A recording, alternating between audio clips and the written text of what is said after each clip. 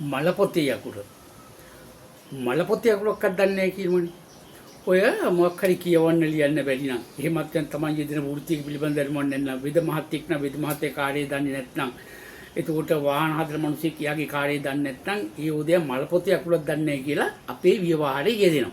මොකද්ද මේ මලපොතේ අකුර කියලා කියන්නේ? මලපොතේ අකුර පිළිබඳව හොයාගෙන යනකොට හම්බ වෙනවා මෙන්න මෙහෙම දෙයක්. ඔය අපේ සිංහල භාෂාව එන්න කලින්ම ඉස්සර ඉඳලම අපේ එක එක ඔය සංකේතාත්මක හෝ sannivedanaye ක්‍රමයක් තිබ්බනේ. එතකොට ගොඩාක් ඉස්සර මලගයක් හැම වුණාම එක පළාතකින් තවත් පළාතක කෙනෙකුට පණිවිඩය දැනුම් දෙන්න ඒ කට්ටිය උපයෝගී කරගත්තේ දැන් වගේ SMS WhatsApp message නැහනේ. එදා තිබ්බේ ඔය පක්ෂීන් අරහ තමයි ඔය පණිවිඩයම යවුවේ. අන්න ඒ වෙලාවට ඒ පක්ෂීන් හුරු කරලා තිබ්බා පණිවිඩය ගෙනියන්න.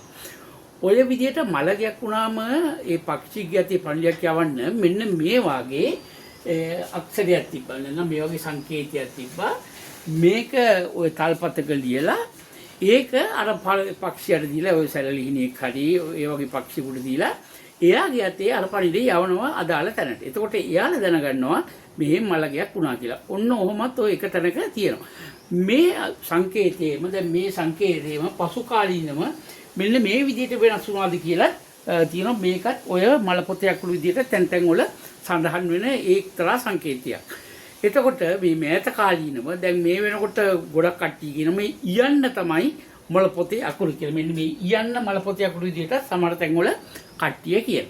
කොහොම වුණත් ඔය මලපොතේ අකුරු කියන එක ඉස්සර මලගේ වලුණන් පස්සේ දැන් නැතුනට විස්සන්තර ජාතිකයේ කියවනේ ගොඩක් තැන් වල විස්සන්තර ජාතකයේ කියවන්න ඒ කට්ටිය කවුරු එක්කෙනෙක් දෙන්නේ තමයි විස්සන්තර ජාතකයේ කියවන්න දන්නේ. අනිත් කට්ටිය මේක දන්නේ නැහැ. නමුත් ඔය මලගෙදරට හැමෝම මේ විස්සන්තර ජාතකයේ අර කියවන කට්ටියත් එක්කම එයාලා කියනවා. ඔහොම කියලා දැන් මෙයාලටත් මේක හුරු වෙනවා. අන්න ඒක දන්නේ නැති අයටත් ඔය මලපොතේ අකුරු දන්නේ නැහැ කියන එක ව්‍යවහාර භාවිතා වුණා.